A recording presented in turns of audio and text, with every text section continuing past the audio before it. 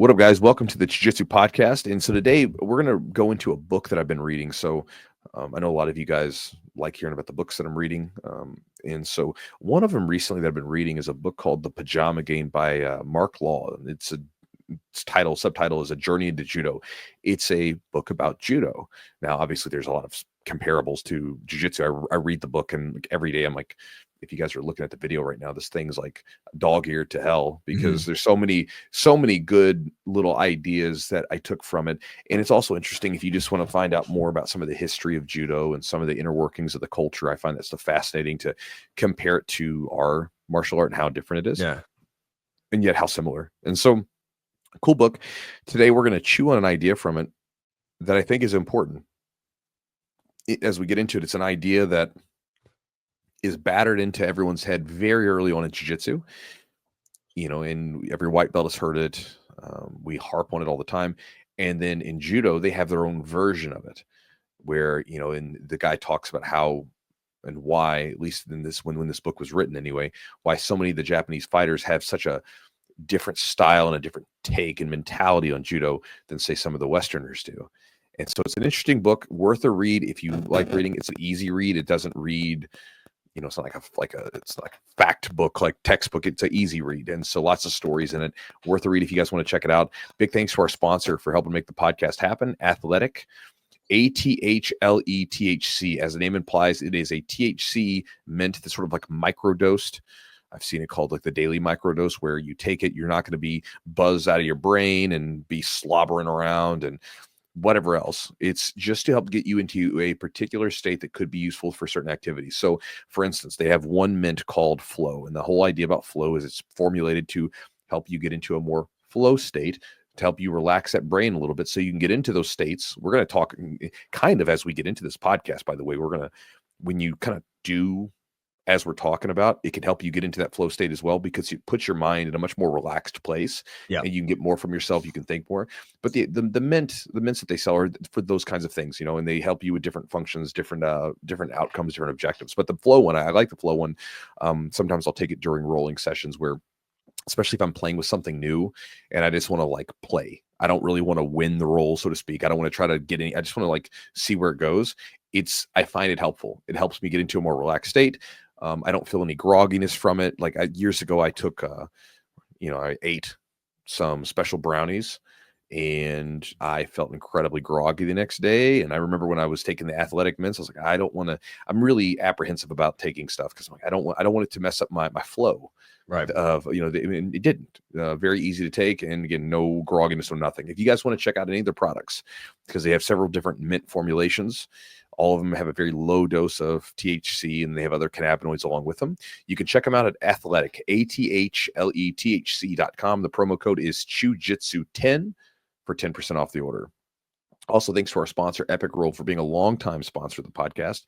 They make a lot of great jiu-jitsu gear. I get a lot of my stuff made through them, both for my jiu-jitsu brand, but also the gym that I have, like our gis and rash guards and stuff. I get their stuff.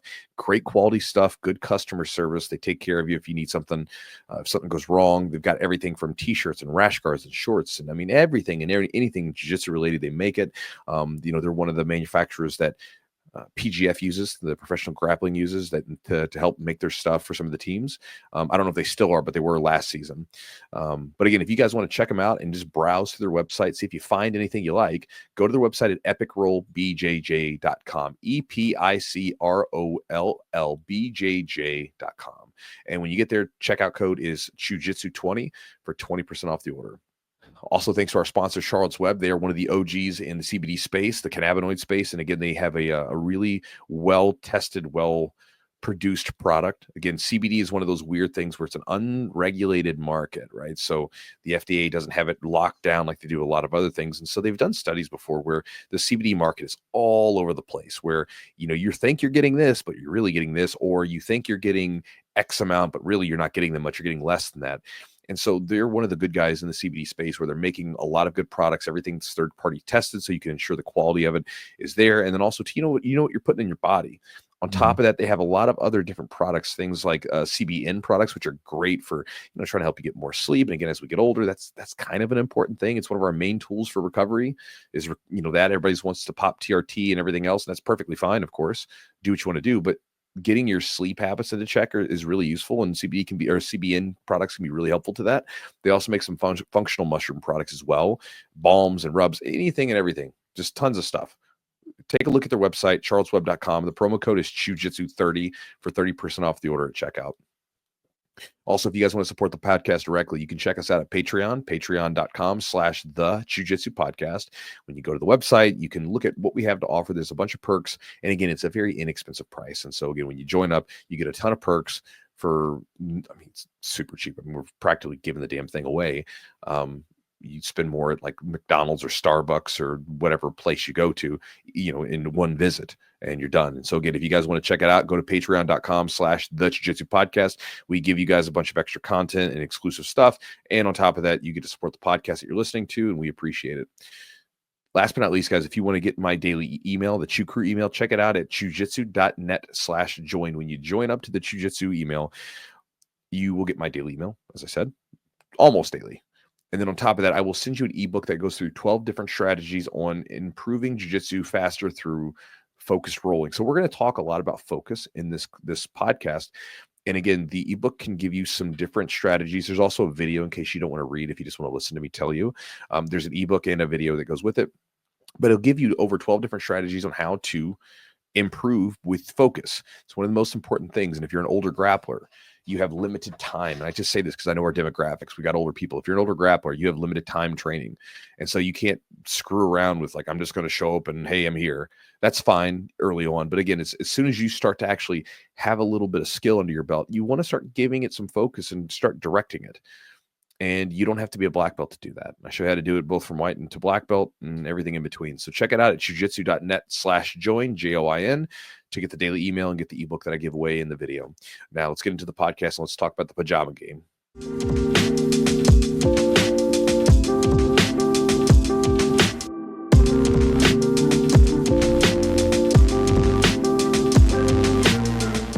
All right, guys. So I've been reading this book, called The Pyjama Game by Mark Law. It's about judo, and it's a fun book. And when you think of judo, you're thinking about kind of the father, mother, whatever you want to consider it, the parent to jiu-jitsu, Brazilian jiu-jitsu, because that's where it came from.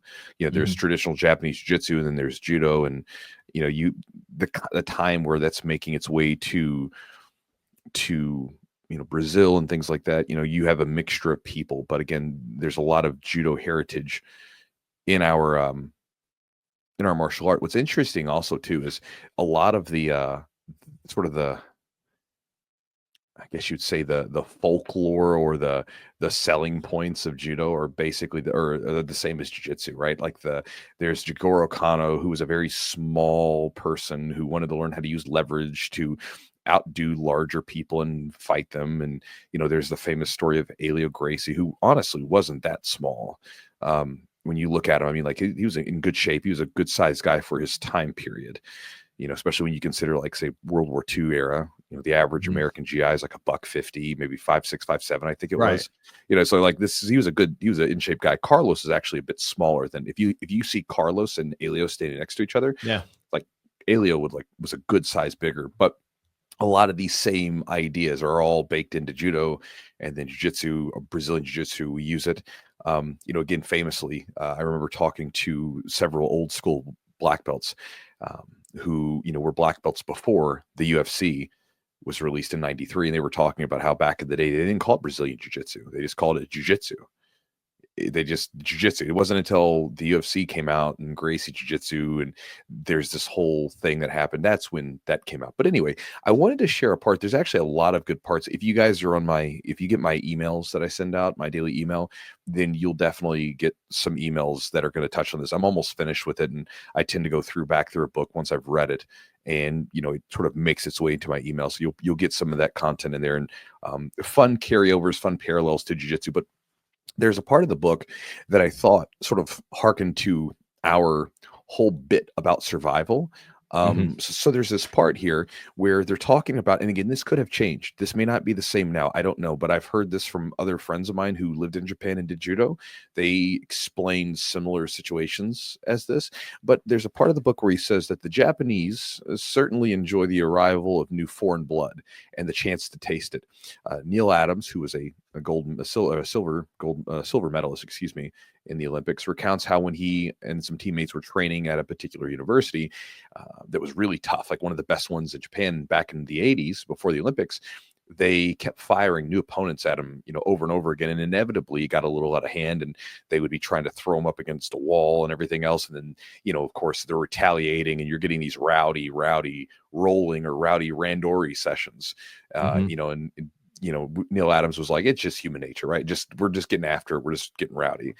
But then the author talks about and says, once over the novelty of giving foreigners a hard time, the Japanese are universally reckoned to be excellent training partners. One aspect that every visitor notices is that their hosts, who we assume to be much concerned with saving face, are in fact particularly relaxed about being thrown.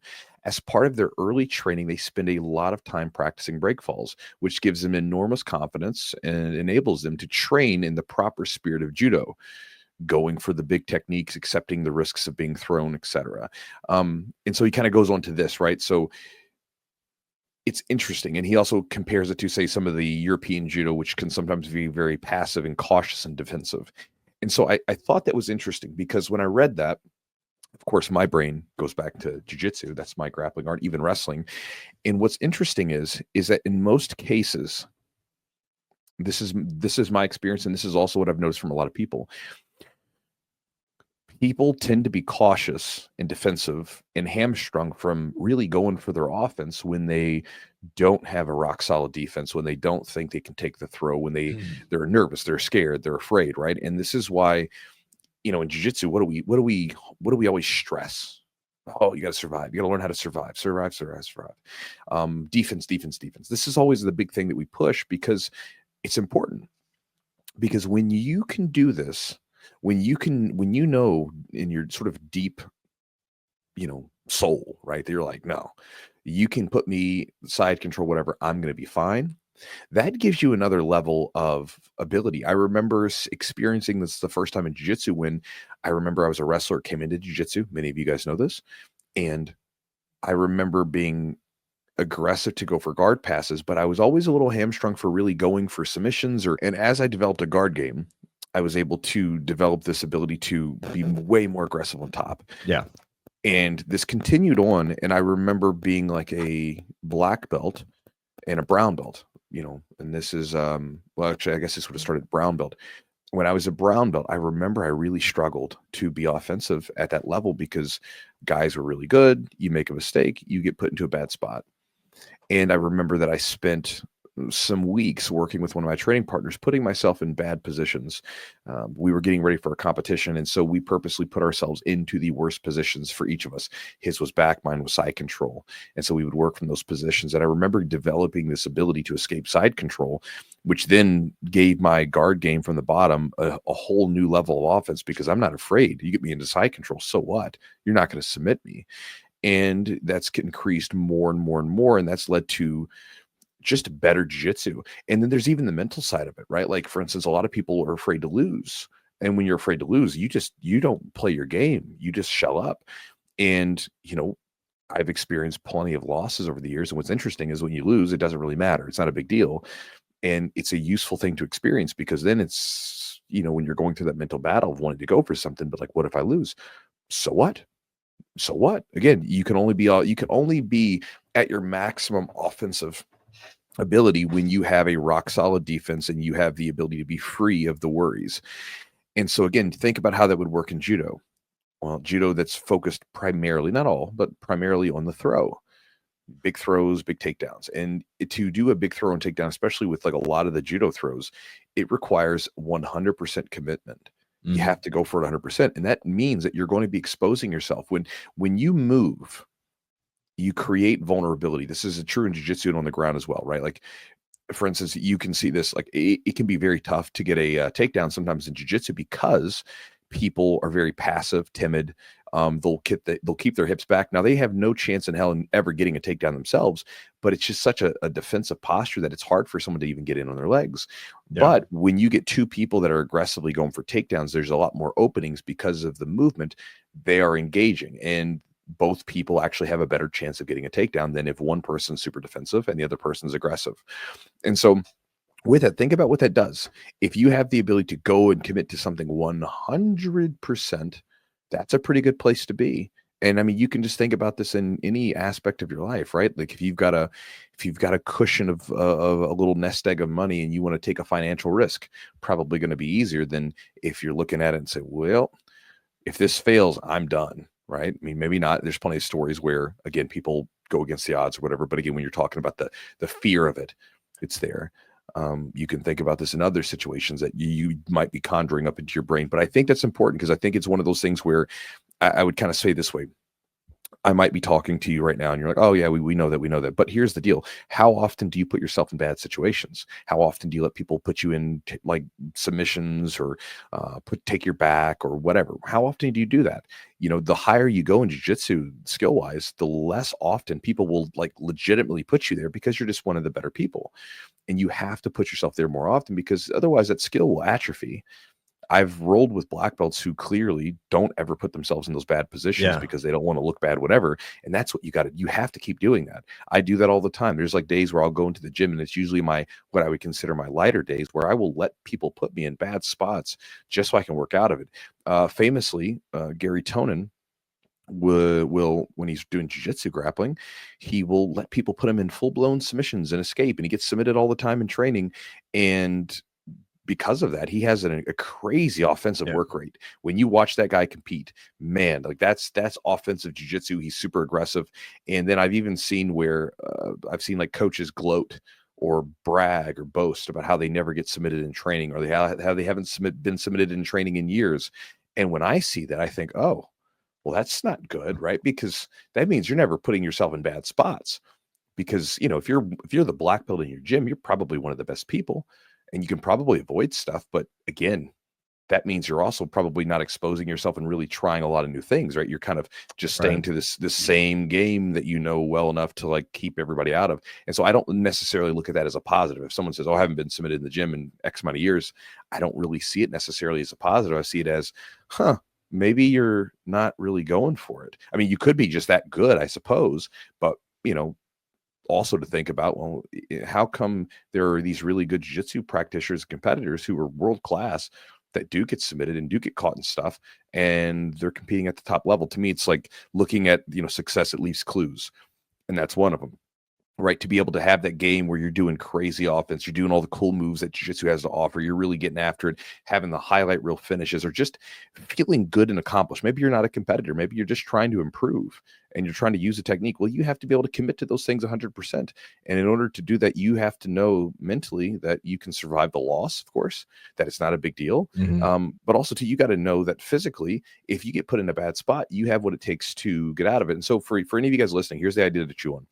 If you're training and you start to have certain amounts of fear associated with, and again, I'm not saying you're shaking in your boots, but you want to go for something, but you don't, because what if, right? If you start having those sort of feelings, put yourself in those spots and go for it. And if you get put in a bad spot, then you need to work out of it. And it would probably be to your betterment. So this way you would actually improve your jiu-jitsu. Go for it. Put yourself in bad spots. If you have fear associated with being put in a bad position, that either means it's a mental thing because you don't want to look bad, or because you have an ego thing going on where you're like, I should beat this person, and so forth, so on. Or it's a physical thing skill-wise because you know that you have this gaping hole in your game that if someone exploits it, you're not good there and you're going to get smashed. And so that is kind of a thing to move towards, so that again, you can possess this idea of being able to be incredibly offensive because you have that rock solid defense, that rock solid survival ability to fall back on. It's a matter of necessity as a white belt, as a beginner. But then like you've been on bottom for a long time, or you've been getting smashed. All of a sudden you don't get smashed anymore. You're like, oh, this feels good not to get smashed. You don't want to go back there, right? It's probably some bad memories, but like it's a matter of necessity as a white belt. But then when you start to become one of the better practitioners at the gym, it's almost like you have to force yourself and know that it's not the most fun, right? That's not a fun Maybe. place I to think it's kind of be. fun. Yeah. I Why is think that? I think I think there's fun to it because, you can look at it as, like, negative and,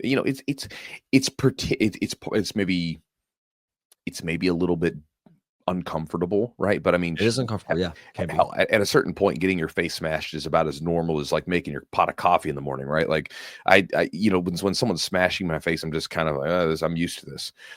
Interesting thing I saw was that a lot of times athletes develop a certain tolerance to certain types of pain, but not Yeah. pain not pain in general. So for instance, like my wife would tell you that I am a baby about some stuff.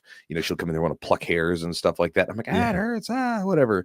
Whereas, I can have a 300-pound dude smashing my face and I'm just calm as a cucumber, just relaxed. But I think for me, as I've gotten better and better at it, there's a level of fun to me associated with putting yourself in positions and being able to do it efficiently. As an example, any of you guys who have like my side control escape stuff that I sell on my website, I teach like a whole thing about, basically defensive hand positioning, typically called the Mhm. iron squirrel, right? Yep. And when I teach that, one of my favorite things to do, and I think I have some videos there's like a collection of rules that I have. One of the things that I'll do when I go to open mats, a lot of times, or even just in the gym, is I'll just let people pass and I'll put up my defensive hand frames and I'll just sort of let them try to smash me in side control and fight for inside position to get a true pin. And in most cases, people can't. And what's funny is like you're looking at this person and they're getting so frustrated by it. But all I'm doing is basically keeping my hands really close to my face Mhm. and keeping my elbows close so that you can't get an underhook or a crossface.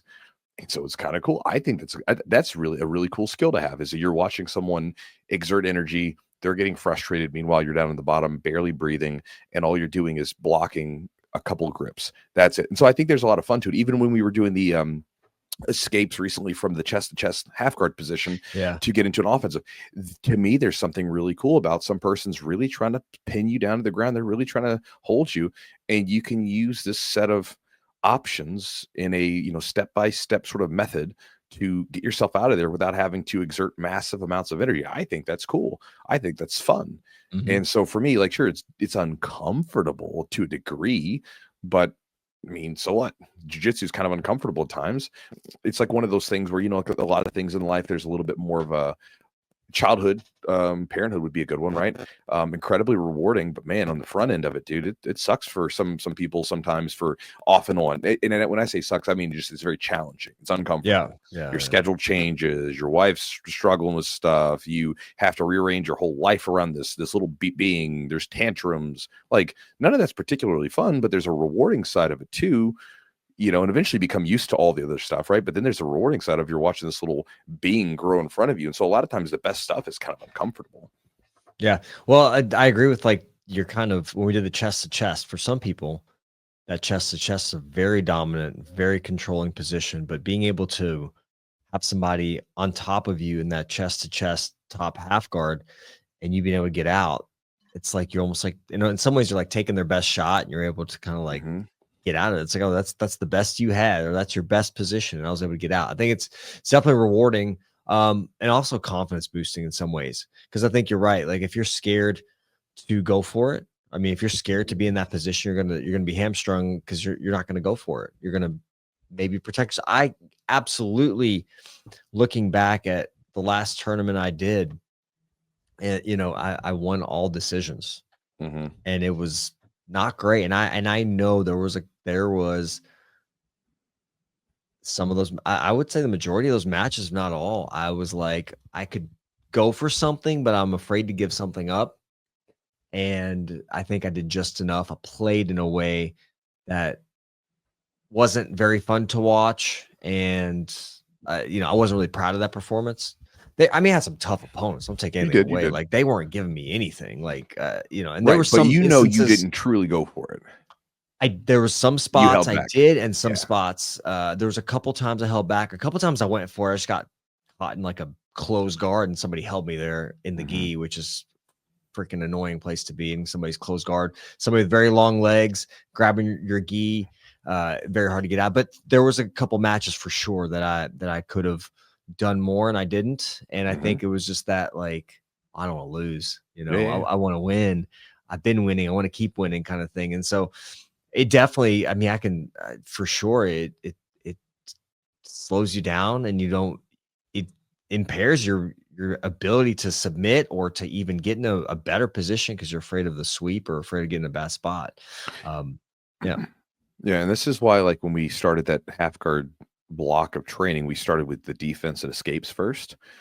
So this way, when I'm starting to like tackle on all the offensive stuff, the sweeps, the submissions, and so forth, now if you get smashed, well, hey, you know how to get out of this, and we can get back Right. to offense. And it's kind of the Right. thing to kind of give people confidence, like, hey, like we can get out of this. And I was actually really was very happy with some of the things that I saw the last couple of days where I'm putting people in these offensive positions and they're struggling, sometimes losing the position, and then the Mhm. person's trying to pressure pass and they work themselves back out of it, back into an offensive position, which I'm happy to see that, right? That's kind of that was the purpose of doing it, starting with the defense and the escapes first, then moving into the more offensive positions opposed to offense.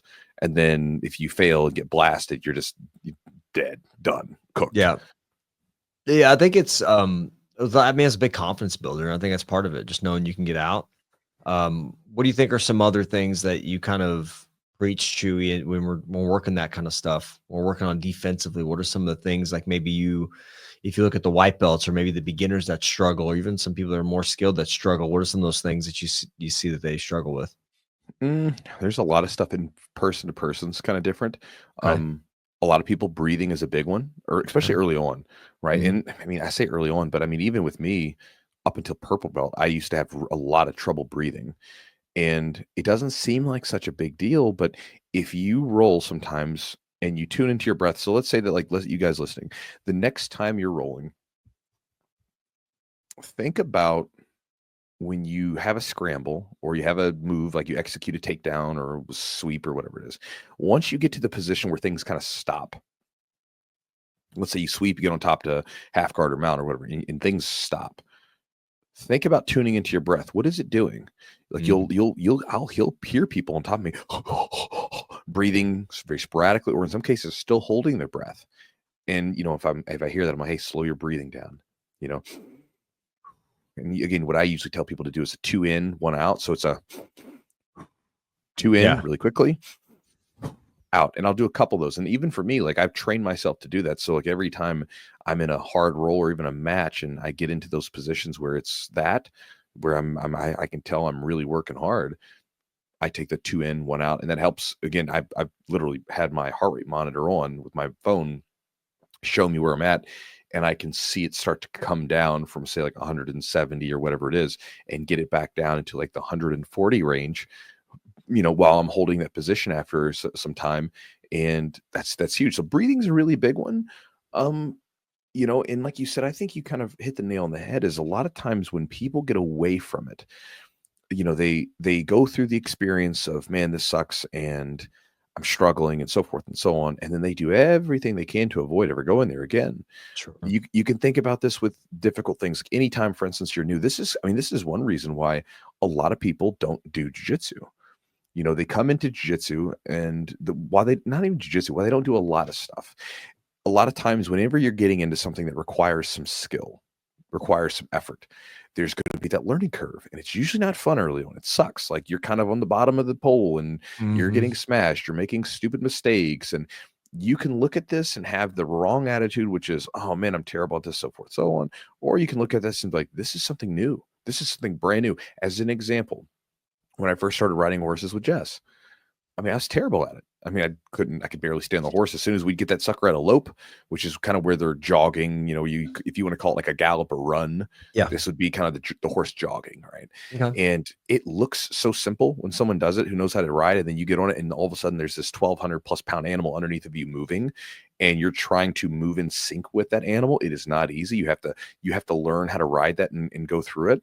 And then I remember getting chucked off a horse. I remember doing all the wrong cues and making stupid mistakes. I mean, like, there's all kinds of stuff. And again, I'm like, I know this was going to happen. I remember my wife even talking to me. She said, "Hey, um, this was after I got thrown off the horse one day, and it was ridiculous. Like, I'm on the horse. We get the horse going.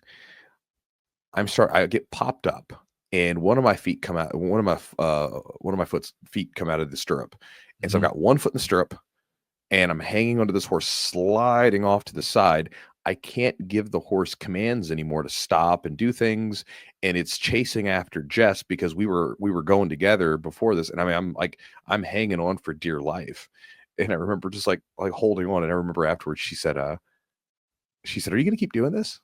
I said, of course I want to keep doing it. Just I knew this was going to happen at some point. Same thing like with the horse getting thrown off. You going to keep doing it? Yeah, I'm going to keep doing this. I knew this was going to happen. This is something new. It's like going into jiu-jitsu and you get upset because you got submitted, you got smashed, and you got gi burn across your face, or you try to do a move and none of it worked. Like, well, what did you expect? This is part of it, right? Like Yeah. you sign. This is part of the buy-in, and this is why anytime someone develops a skill, it's valuable. It's rare because of the buy-in that it takes to get it. And so that's another thing, is the mental attitude you take into it, especially if you're good at something else. I think this is sometimes why you see a lot of people who aren't good at other sports do really well in jiu-jitsu, because they don't come in with some preconceived ego about how they're good at something. They're just sort of a blank slate. They're not expecting anything. They're just, I'm here. And so they don't put any expectations on themselves. They're just like, I'm here to train, and they're ready to get smashed. Whereas a lot of people that I've seen this happen numerous times, where maybe they were good at like football or they were good at baseball or whatever, and have the athletic capacity to be incredible, they struggle mentally because now you went from being the star player in this field to getting choked out by the 15-year-old kid who works at Burger King. Yeah. Sometimes that's tough to deal with it mentally, and the ego doesn't like it, and so again, you have to change your thinking around that. Those are a couple things. I could go on forever as far as survival things, but those are a couple. Yeah, I agree. Like, I think the mental aspect of it, just knowing, I mean, knowing honestly, like if you're in a bad spot, you're going to be okay. Like having expectations of, all right, I'm not going to be great at this initially, or I'm going to get put in this position. That's a risk, but knowing that, like, hey, I can be in the worst position, and I can still be patient, which is one thing. I think being patient, and not panicking.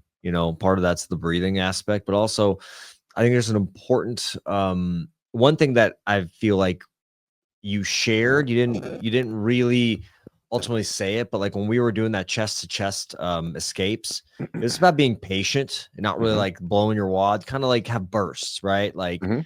find when the right timing is. So developing timing. Um we can use that chest to chest position. Chew, what's like maybe an idea on timing that you would kind of look at if you're in that bad position, or even in general, if there's something that applies in general? So there was a period when I believe I was a brown belt.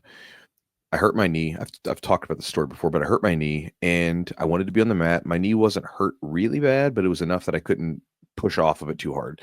And so what I did was I would go into the gym and I would lay on my back, and I would let people put me in the side control or mount, and I would just I couldn't press off my legs. I couldn't really Mhm. bridge. I would just sort of ball up and bring my hands together and keep them together, protect my neck and arms. And my sort of goal was to not win the roll, because I'm not winning. Right. There's no such thing as winning in training anyway. But we know I'm not trying to be successful at anything escaping. I'm just going to see how long can I slow these guys down. How long can I last? How long can I survive? And initially, it wasn't very long, and then over time, I got much better at feeling where their body weight was, getting a certain level of intuition. Because you know, a lot of what we develop in jiu-jitsu is not sort of a technical knowledge that you explicitly teach someone, right? It's wired in our nervous system. And so one of the biggest things that we get out of jiu-jitsu is you get this level of physical intuition. You Mhm. feel a lot of people, for instance, a lot of people start doing things before they've been told to do them. They can't tell you why they started doing them. They just start figuring stuff out. It's like your kids. You see, and again, I'm a new father, so again, this just comes back. But it's interesting watching humans at their base learn how to do things, and they don't always need such explicit instructions. They do sometimes, but they learn how to do a lot of stuff just figuring things out. Like my son will be trying to do something, just figure it out, dude. He'll be like, Dad, I help, figure it out, and he'll be fiddling around with stuff, and then he eventually Mhm. gets it right. And you see this a lot of times where people will do things just by trial and error, testing the boundaries and so forth before they ever understand why. They'll like, oh, I don't know why this works, but this works. And so again, you start to develop this. I started to develop this intuition in my body. I could feel where the person's pressure was. I could feel maybe the next, like when they're shifting their weight and going for an arm lock or a choke or whatever. And then when I came back to rolling regularly, I had developed this ability to survive for a pretty long time with just defending with my arms. Mhm. And then now I have the drive in my legs and I can actually escape the position. It was game changing. I mean, and I mean that by no hyperbole there. It was like all of a sudden I knew no matter what that if you put me on my back, even if I can't escape, you're going to be hard pressed to submit me. I knew that. And then it was now I have the actual tools and the movement, the bridge and everything else. Now I know I can get out of this position. So now when it goes for sweeps and things like I can do whatever. And so I think when it comes to developing timing, your biggest helper is being in the position a lot, time in position, huge, Yeah. important. And when it comes to escaping, right? Here's something. A lot of times when people are, and then we talked about this when we were doing the escapes from bottom of side to control chest to chest. A lot of people, when they play offensive positions, they have this very sort of thoughtful, I'm going to go from, move A. And if move A doesn't work, I do move B. And, they have this whole process developed, Yeah. But when it comes to escaping bad spots, a lot of times they panic. You see that panic very early on, and you see it reemerge time and time again later on. So you see this panic. You have to get rid of the panic. And so, some of that is a mental side where you got to put yourself in the position, get used to that discomfort, become okay with it. Yeah. Something that helped me was when I did this little period where I'm just defending, I literally knew that I was going to get submitted. No question in my mind. I know I'm going to get submitted. I can't defend myself with my legs. I can't bridge up. I can't escape. I'm going to get submitted. And when you sort of accept that, it frees you from being worried about it because you're, oh, I'm going to get submitted. And your breathing changes, your thought patterns change, the way you look at things change. And then when you take that back to doing like full rolls or whatever, then I am in a position where I've tapped into that mindset of not giving a damn about getting submitted because I know it's going to happen. And taking that same mindset to rolling with someone. And then if they put me in a bad spot, so what? Not a big deal. I'm not that worried about it. And when I'm trying to work my way out of things, I can be more thoughtful about it and I can feel what's going on. I can think about what to do. I can make adjustments opposed to panicking, bench pressing, breathing crazy, just scrambling out of stuff. And, the always the analogy that I use is, let's say that you had someone in your closed guard. So you're on the bottom, you have someone locked in your closed guard, right? Would you start to grab and push and just fling your body around in sort of, complete chaotic motions and grunt and push and, all that stuff? No, of course not, right? You're going to be thinking, let's get a collar grip, let's get a sleeve. But you see it all the time. People get put in a bad spot. And instead of thinking about what they could do and moving certain things and moving the hips or pressing in certain positions, they start to just bench press. They push, they shove, they grunt, they, do these big explosive movements that aren't going anywhere and, over and over again. And then they're cooked in like 20 seconds. And so you have to take on the same mentality of everything else that you do when you're in these offensive positions and bring it over to your defensive positions, having that thoughtful, cool, calm, collected mindset, which again only comes once you've been in that position for a while and you can handle it. And also mentally when you don't give a damn whether you're submitted or not, because this is training. And in order to improve, you're going to have to sometimes get submitted, get beaten, get outworked, whatever it is. Well, you brought up a great point of having a strategy when you're escaping, like almost like being active when you're escaping. It's not just like I'm just laying there, oh man, this person's got position. It's like, oh, I know that I need to have my hands here, my frames here. I need to be patient. I need to watch for positions. And you do it with jujitsu after a while. If you've been down, in some of these bad positions for a while, you feel the hip shift. You feel if how somebody's gonna start to change their weight distribution. And then that's how because they can just yes, sometimes they can just lay on you, but that's usually it's not what you're going to be dealing with, hopefully. But if they go for anything, you got to know, just I've got my timing, I've got my frames, I know where my hands are going to be, I know how I'm going to use my legs. And the other thing is I remember, I think I was a purple belt and I hurt my arm pretty bad. And so I would train with one arm, like I would have it in my belt. And I remember kind of the same thing. Like I would just start in like a guard or some type of half guard or even open guard, and I would just try to survive, right? Because I only had one arm I could defend with and make frames with. And I remember the same thing. Like when I could start using my arm again, I was like, man, guard retention is way easier, or like attacking it, all this stuff. So it's just like Do you ever do that just for fun? Do you ever just kind of take your legs out of it or an arm out of it, just like if you're playing around trying to improve or Well, I mean, add a different element? I talked about doing the thing where I lay on my back and let people Right, smash right. me, right? So I'll do stuff like that. Sometimes I don't necessarily take my legs out of the mix, but I'll let people put me in certain positions, and I might sort of take, like, there was one where there's one day I came in, and because I was trying to work on turtle, Yeah. because doing ADCC turtle's a big deal. And so I remember it was like on a Wednesday night, I'm rolling, and I would just let people pass. I would go to turtle, and I would Yeah. never try to regain guard. I would just basically go to turtle. They would take my back. I would escape out of it, get to turtle again. They would try to choke. I would just kept going to turtle and seeing if I could stop. And now in the process, I got choked out a couple times because they take my back and slide the choke in. It happens, but Sure. I'm just seeing what I can do in turtle and just playing around. So for me, it's more of like a positional thing. Like I'll get into these specific positions, and I won't try to get out of them. I'll let myself be there and essentially just defend, counter, see what I can do. Another time I remember I was shooting. I did this for a while. I did it for probably a month or two, at least a few times every day. I would shoot failed shots, and I would purposely shoot a bad shot so that people would sprawl on me, so that I could work a couple counters and secondary wrestling techniques from that position.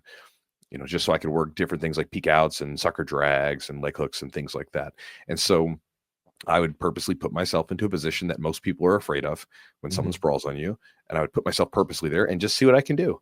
Now sometimes I'd get caught in a guillotine choke. Sometimes I get caught in anaconda choke. Sometimes people take my back off, and stuff happened. But I actually got really good at certain things I was trying to improve on. So I will purposely put Right. myself into some of these positions that most people don't like being in because I want to improve there.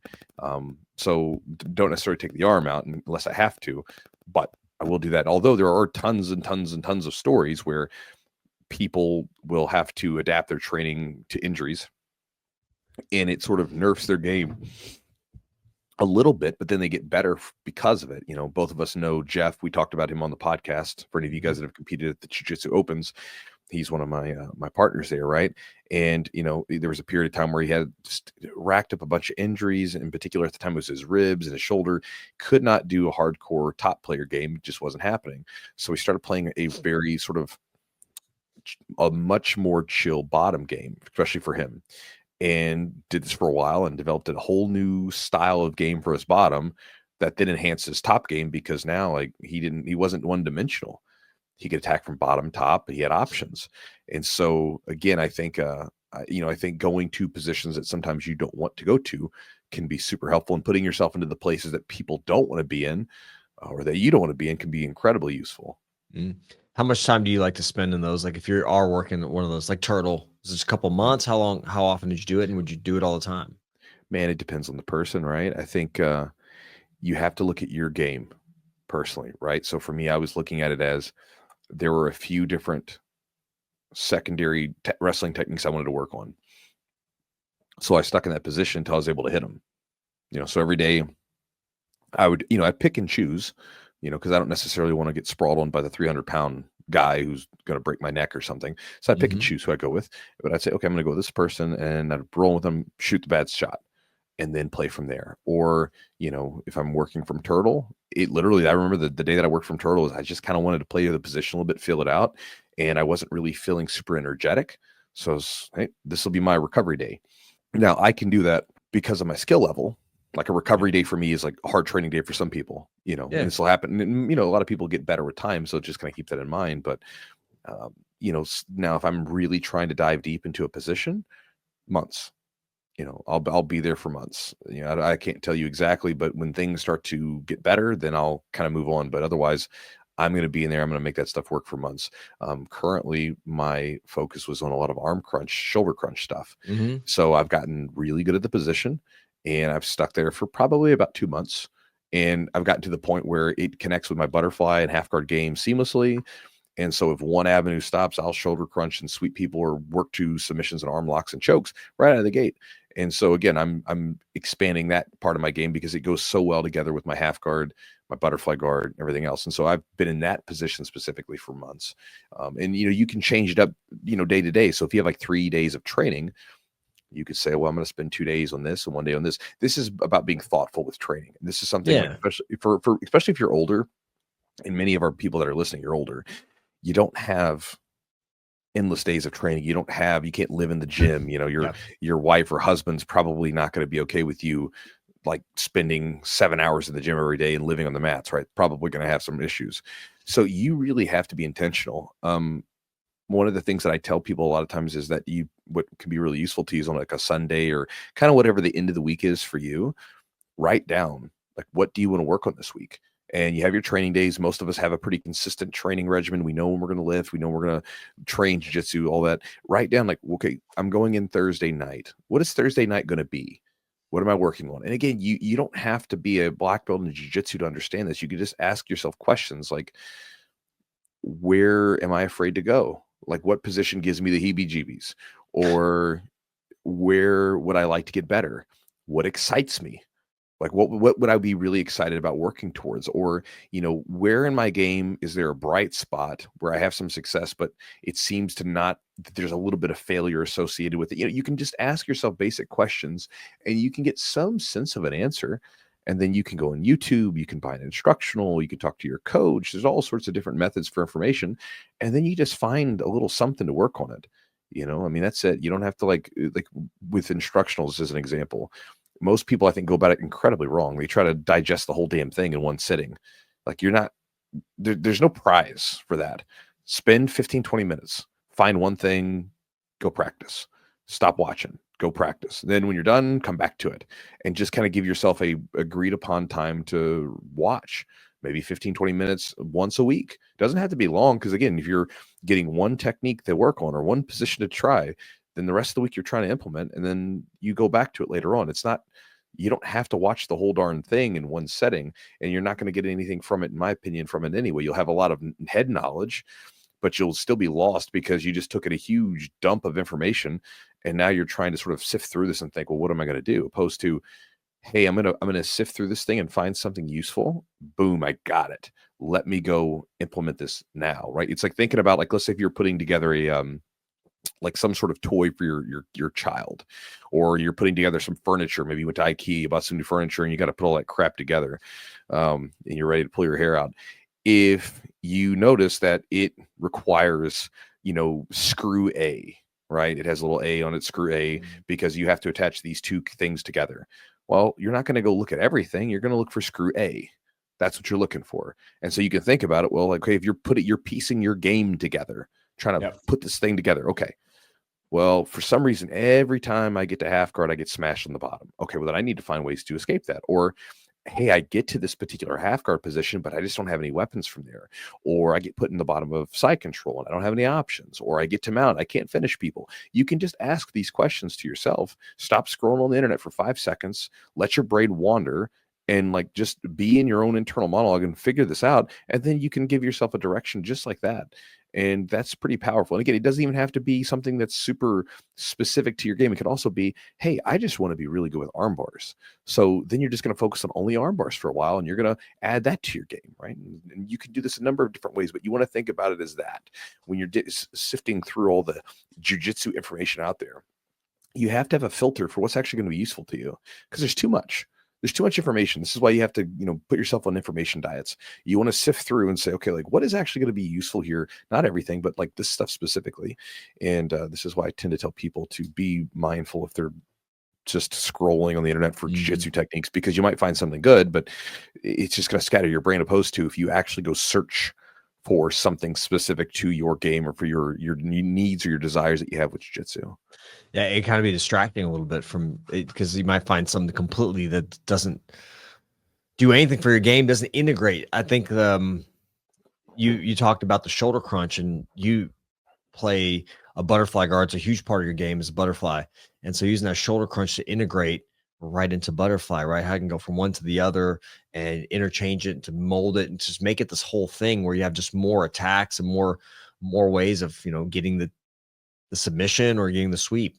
I think that's the way you have to think, because everybody's game is a little different, and you have to, not every position is going to be useful for you, for sure. That's right. I mean, it's a simple idea, but again, with this comes into the idea of discipline.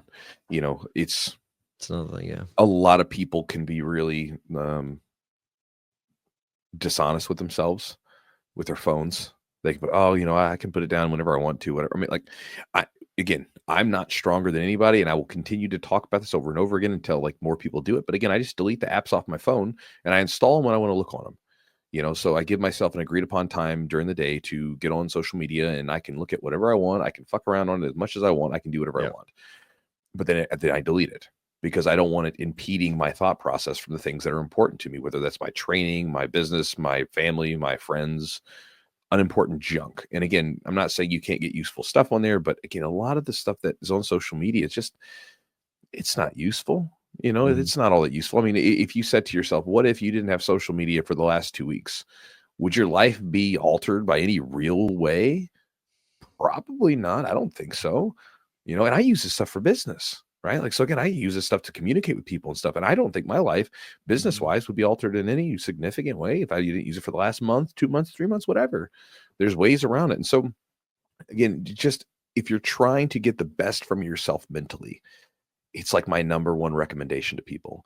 Like when I do my executors challenge around New Year's, it's what I tell people to do. Like, look, first day, let's cut out the inputs. Now, social media may not be yours. It could be you watch too much TV. It could be you play too much video games or whatever. But if you want to get the most from yourself, you have to have bandwidth, because you're not asking of something, you're not a robot that just goes and like does things and goes through the motions. You're a human being that needs bandwidth to think about and process information.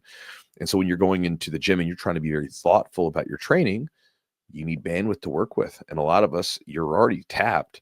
So you got to be really intentional about like what you consume, just like you would be if you were on a diet where you're trying to lose weight or gain weight. You got to be very intentional about it. So just some ideas to chew on. All right, guys. Hopefully you enjoyed the podcast. Hopefully you got something from it. Again, you can check out that book. It's available everywhere. The Pyjama Game by Mark Law. Great book. Fun read. I don't know, again, how everything stacks up now, because again, this book's 20 years old, so maybe a lot of the things culturally have changed, but nonetheless, it's an interesting book with some interesting cultural sides of judo and history, and an inside look to judo that I think if you're a jiu-jitsu guy who doesn't know much about judo, it could be just a fun read to kind of contrast the different ideas. I like reading these books, like whose book was it? What is his name? Robert Drysdale had the book. His second book was really interesting, where he's talking about how Carlson Sr. and his impact on jiu-jitsu. And, he's talking to all these old school black belts, and they talk about the training environment, how hard they went, and just the general culture of it. I find that stuff fascinating, because the culture of something is what really makes up its essence. When you go into your gym, the feel that you get from your gym, the environment around you, that's really what gives you that feeling. So if you go to your gym and you have a really encouraging and supportive culture or whatever, it's there. If you've got like a team, like family atmosphere, it's there. But if you go into a place where it's very cold and people don't, and I say cold, not temperature, but like, emotionally cold, it's a different feel. And so I think that stuff's interesting, and I like reading about it. So if you kind of enjoy that stuff too, check it out. Big thanks to our sponsors for helping make the podcast happen. You can check them out, athletic.com, ATHLETHC. As the name implies, they make THC microdosed mints, so it's a very low dose of THC along with other cannabinoids to help you get different states to improve functions like getting into flow state or getting a good workout in or resting and recovering. And so they've got a lot of cool products there. You can check them out and get 10% off your order if you go to their website at athletic, ATHLETHC.com, and the promo code is Chewjitsu10 for 10% off the order. Also, thanks to our buddies over at Epic Roll. Epic Roll is a jiu-jitsu brand company made by jiu-jitsu practitioners, right? It's people like us that are training, doing the damn thing, out there competing sometimes, living the lifestyle, and then also, selling cool gear. And so if you guys want to check them out, go to epicrollbjj.com. And the promo code to save 20% is Chewjitsu20 for 20% off the order. Also, if you guys want to check out our longtime sponsor, Charlotte's Web, and get some of their CBD, CBN products, or even some of their functional mushroom products like lion's mane and reishi to assist with a number of different functions, go to their website at charlottesweb.com. and they have a huge discount, 30% off. So you go use the promo code Chewjitsu30 for 30% off the order on whatever you buy. Again, this is stuff that I think is really useful. I give my students samples, and a lot of them end up getting more of it. Many of you had sent me messages saying you enjoy the products, and so again, they've been a long-time sponsor, and we appreciate them, and check them out. Also, if you guys want to support the podcast directly, you can roll on over to our website at patreon.com/the Chewjitsu podcast. When you go there, you check out all the perks that we offer. There's a whole list of them on the site. You can see the different tiers and everything else that you can join up as. And when you join up, you'll be supporting the podcast you're listening to for less than probably a Starbucks run or a fast food run or food run at Chipotle or whatever, you know. So again, if you guys want to check it out, we appreciate it. You go to patreon.com/the Jiu-Jitsu podcast. And last but not least, I know these are long advertisements, guys. I know that most of you don't listen to them, but we appreciate those of you that listen to them and actually take part in it, because it does support the podcast, does help us out. You can check it out at chewjitsu.net/join. And when you go to that website, that will give you access to my daily email that I send out. And thousands of people read that damn thing, more than I ever thought would have ever read it. It's crazy. And when you get that daily email, I will go through different ideas. If you're, as I talked about, if you're on my daily email, you'll definitely get some judo inspired emails coming up in the future. But I go through all kinds of different stuff. I'll even send out different like book lists, generally like once or twice a year, with just a list of books you can check out, and also send out jiu-jitsu tips, and also give special offers to people, you know, where basically you get discounts that I don't send anywhere else. And so you can check it out at chewjitsu.net/join. And when you join up, you will get my Focus Jiu-Jitsu ebook and video, which goes into 12 different strategies. And again, I kind of go, I ramble on in the video a bit more, so there's more than there, but I go through different strategies on how you can improve faster. As we talk about on the podcast today, improving in jiu-jitsu requires focus. And the less time you have, the more focused you need to be, because you don't have the window to just make up for bad training with more effort, more time. You don't have it. And so you got to be dialed in. And so this will give you some strategies on how to do that and like where to start. So if you're thinking, okay, I want to be focused, what should I do? It'll give you different strategies that you can implement during open rolling. So you don't have to even do drilling or nothing like that. It can just give you strategies and questions to ask yourself and ways to think about what could I do to get the most out of my open rolls. So if you guys want to get access to that, check it out at chewjitsu.net/join to do that. And guys, that's it for the podcast. We do appreciate you. We thank you guys for being here. And again, if you guys want to send us any comments or messages, you can do so by going to Instagram. And we have the Jiu-Jitsu Podcast Instagram. Send us a message there if you have any questions, comments, concerns, ideas, complaints, rabble-rousing messages.